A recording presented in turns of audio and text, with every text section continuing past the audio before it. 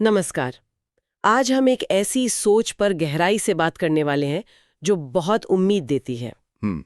सोच ये है कि आर्थिक आज़ादी मतलब फाइनेंशियल फ्रीडम पाने के लिए कभी भी देर नहीं होती। सही बात है। कई बार लगता है कि सही वक्त निकल गया, मौके हाथ से चले गए, लेकिन सच ये है कि एक समृद्धि जीवन की शुरुआत किसी भी उम्र में की जा सकती है। बिल्कुल, और इस बातचीत का आधार है डेविड बाश की किताब स्टार्ट लेट फिनिश रिच का सार। ये किताब सिर्फ पैसे के बारे में नहीं है, ये उस मानसिकता को बदलने के बारे में है जिसने लाखों लोगों को ये यकीन दिलाया कि उनकी आर्थिक कहानी अभी खत्म नहीं हुई है, बल्कि अब शुरू हो सकती है। हाँ, अब शुरू हो सकती है। तो चलिए इसी सोच की परतों को खोलते हैं। हमारा मकसद उन तरीकों को समझना है जो देर से शुरुआत करने वालों को भी आर्थिक आज़ादी की राह पर ले जा सकते हैं। और किताब की सबसे पहली और शायद सबसे ज़रूरी बात से शुरू करते हैं। अगर आपने देर से शुरुआत की है तो खुद को कोसना बंद कीजिए। बदलाव आज से और अभी से शुरू होता है। यही पहला कदम है। चलिए इस बात को थोड़ा और गहराई से समझते हैं। सबसे पहला कदम सोच को बदलना ही क्यों है?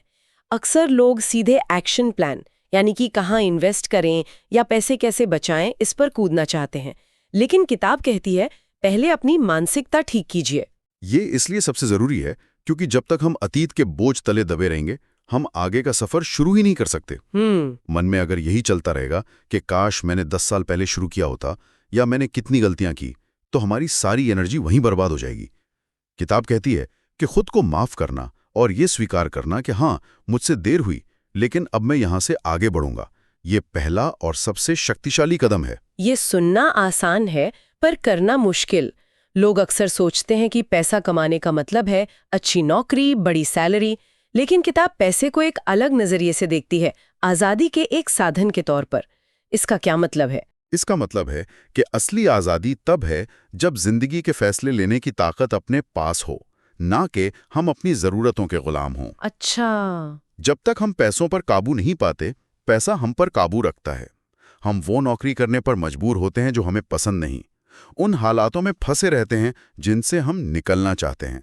तो पैसे को सिर्फ बैंक बैलेंस के तौर पर नहीं, बल्कि अपनी जिंदगी का स्टीयरिंग व्हील वापस अपने हाथ में लेने के एक जाविये से देखना चाहिए। और एक दिलचस्प बात ये भी है कि जो लोग देर से शुरू करते हैं उनके पास एक चीज होती है जो युवाओं के पास नहीं होती, जिंदगी का तजुर्बा। बिल्कुल। शायद उन्होंने गलतियां की हैं, लेकिन उन्हीं गलतियों से सीखा भी तो है। ये तजुर्बा सही फैसले लेने में मदद कर सकता है। हाँ, ये सिर्फ एक दिलासा देने वाली बात नहीं है, ये एक साइकोलॉजिकल सच्चाई है। जब हम खुद को दोष देना बंद कर देते हैं तो हमारा दिमाग प्रॉब्लम सॉल्विंग मोड में आ जाता है। हम समाधान ढूंढने लगते हैं, ना कि गलतियों पर अफसोस करने में वक्त बर्बाद करते हैं। ये सोच का बदलाव ही बाकी सब बदलावों की नींव रखता है। ठीक है, तो एक बार जब माइंडसेट सही रास्ते पर आ गया तो अगला कदम आता है हमारी रोज की आदतें।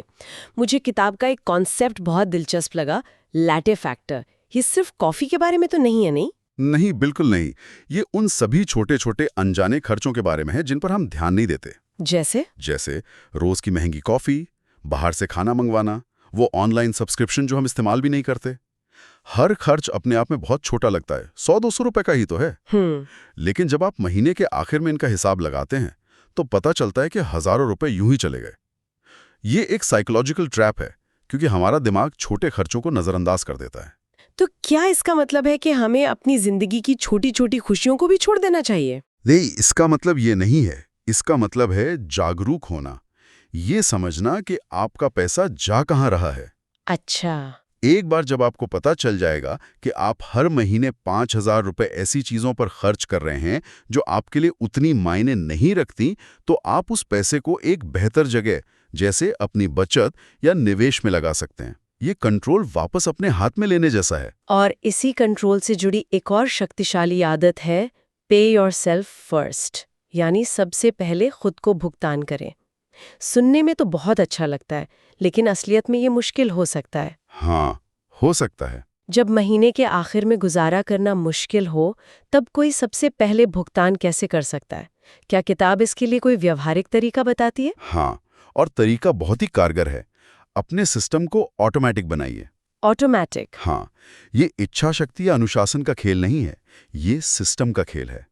किताब कहती है कि बजट बनाकर हर महीने पाई पाई का हिसाब रखने के तनाव से बेहतर है कि आप एक ऐसा सिस्टम सेट कर दें जो आपके लिए काम करे। मतलब जैसे ही सैलरी आए? बिल्कुल, जैसे ही सैलरी अकाउंट में आए, एक तय रकम अपने आप एक अलग बचत या निवेश खाते में चली जाए। यानी पैसा खर्च करने का मौका मिलने से पहले ही उसे बचा लिया जाए। एग्जैक्टली। इससे होता यह है कि आपको हर महीने यह फैसला नहीं लेना पड़ता कि क्या मैं इस महीने बचत करूं। फैसला एक बार लिया जा चुका है और सिस्टम उसे अपने आप लागू कर रहा है। जो पैसा आपके खर्च वाले अकाउंट में बचा है, आप उसे बिना किसी गिल्ट के इस्तेमाल कर सकते हैं क्योंकि आपकी बचत पहले ही हो चुकी है। तो मानसिकता सही हो गई, बचत की आदत ऑटोमेटिक हो गई। अब बात करते हैं उस चीज की जो बहुत से लोगों को आगे बढ़ने से रोकती है, कर्ज। डेट। कर्ज को लेकर लोगों में बहुत डर होता है, लेकिन किताब कहती है कि इसे एक अवसर में बदला जा सकता है। ये थोड़ा अजीब नहीं लगता? समझदार बनाती है। किताब में इसके लिए खास तरीका बताया गया है जिसे डॉल्प यानी डन ऑन लास्ट पेमेंट कहते हैं। ये कैसे काम करता है? क्या ये उन तरीकों से अलग है जिनमें हम सबसे छोटे कर्ज को पहले चुकाते हैं? हाँ, ये थोड़ा अलग है।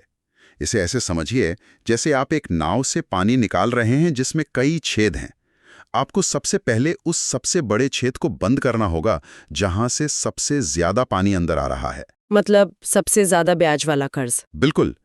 कर्ज के मामले में सबसे ज्यादा ब्याज दर वाला कर्ज ही वो सबसे बड़ा छेद है।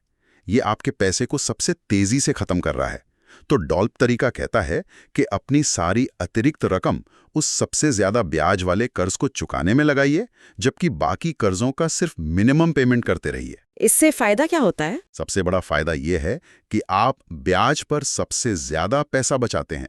जब सबसे महंगा कर्ज खत्म हो जाता है तो जो पैसा आप उसकी किश्त में दे रहे थे उसे अगले सबसे महंगे कर्ज पर लगा दीजिए। अच्छा, इसे डेट स्नोबॉल या डेट एवलांच भी कहते हैं शायद। हाँ, इससे ना सिर्फ आर्थिक दबाव तेजी से कम होता है, बल्कि एक-एक करके कर्ज खत्म होते देखने से जो आत्मविश्वास बढ़ता है वो अनमोल है। हर छोटी जीत हमें बड़े लक्ष्य तक पहुंचने की प्रेरणा देती है। इसी सिलसिले में किताब में एक चेतावनी भी दी गई है।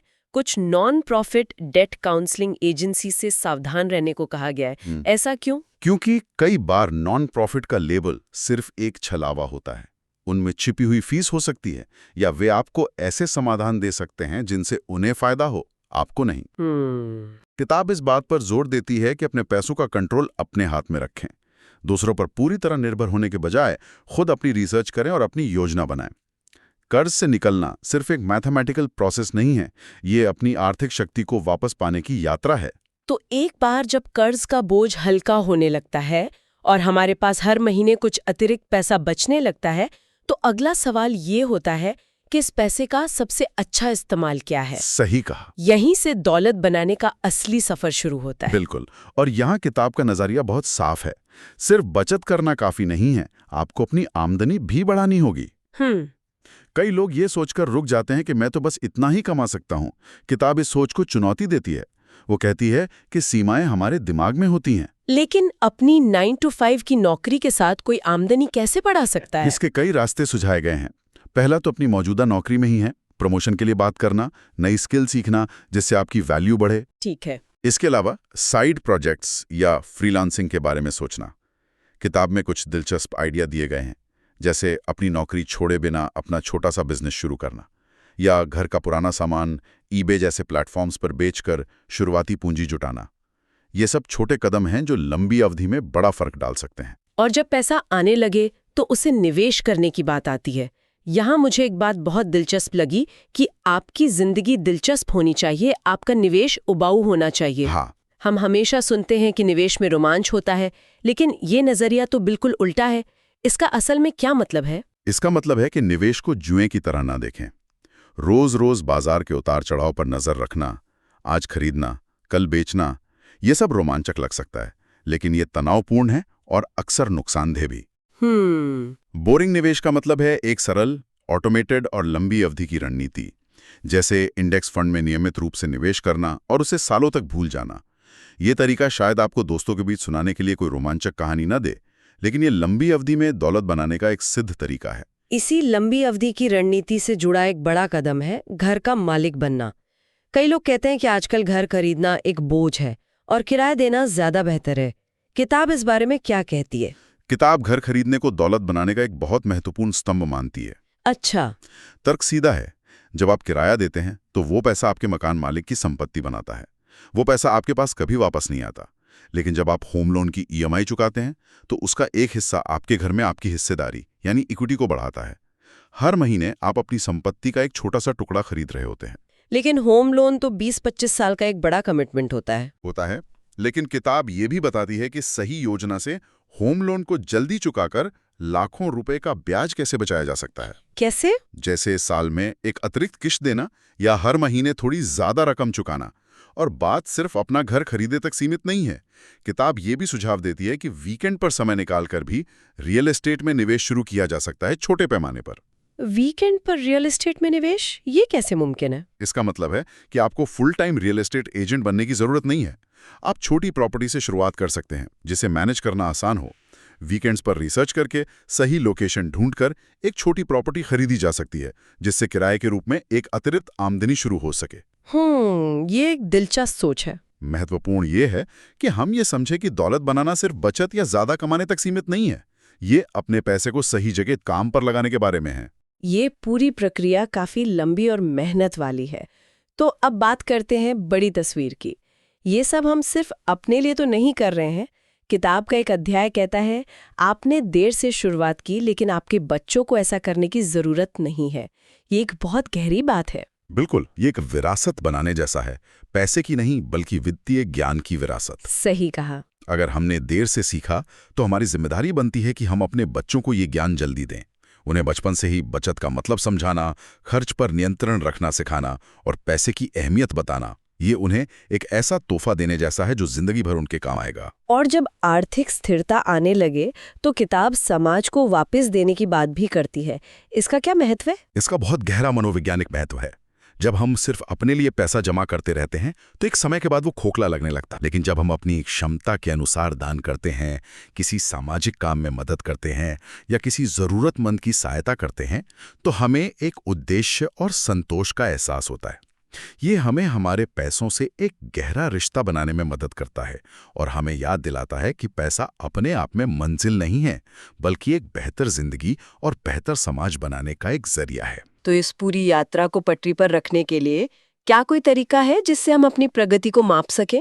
हाँ, किताब में हर साल अपनी वित्तीय स्थिति का मूल्यांकन करने की सलाह दी गई है। अच्छा, एक तरह का एनुअल रिव्यू? हाँ, इसे फिनिश रिच एनुअल सर्वे जैसा कुछ समझ सकते हैं। साल में एक बार बैठकर ये देखना कि आपकी कुल संपत्ति कितनी है, आपके कर्ज कितने कम हुए, आपका निवेश कितना बढ़ा। इससे पता चलता है कि हम कहाँ हैं, कहाँ सुधार की जरूरत है और अगले साल के लिए क्या लक्ष्य तय करने हैं। तो इस पूरी चर्चा का सार यही है, देर से शुरुआत करने का मतलब ये नहीं है कि अवसर खत्म हो गए हैं। सही रणनीति, अनुशासन और लगातार कोशिशों से किसी भी उम्र में आर्थिक कहानी को पूरी तरह से बदला जा सकता है। याद रखने वाली बात यह है कि बदलाव हमेशा छोटे कदमों से शुरू होता है। चाहे वो लाटे फैक्टर को पहचान कर की गई एक छोटी सी बचत हो, कर्ज की एक अतिरिक्त किश्त हो या अपनी आमदनी बढ़ाने के लिए कोई नई स्किल सीखना हो। हर छोटा कदम मायने रखता है। हाँ, हर छोटा कदम हमें मजबूत बनाता है और हमें उस आज़ादी की ओर ले जाता है जिसके हम सभी हकदार हैं। तो इस बातचीत के बाद सोचने के लिए एक सवाल छोड़ जाते हैं। वो एक छोटा सा कदम कौन सा है जिसे आज ही उठाया जा सकता है, जो आने वाले कल को एक नई और बेहतर दिशा दे सकता है?